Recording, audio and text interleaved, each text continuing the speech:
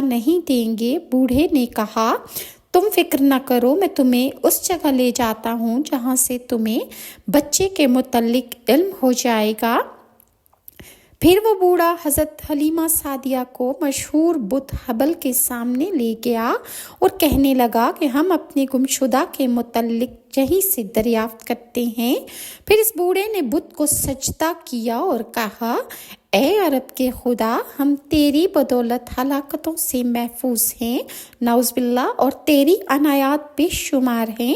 تیرا حق ادا کرنا ممکن نہیں۔ اور یہ عورت اپنے گمشدہ بچے کے متعلق جاننا چاہتی ہے کہ وہ کدھر ہے، اور اس بچے کا نام محمد صلی اللہ علیہ وآلہ وسلم ہے۔ جیسے ہی اس بوڑھے نے رسول اللہ صلی اللہ علیہ وآلہ وسلم کا پاک نام لیا، بت حبل اوندھے منہ زمین پر آن گرا اور کہنے لگا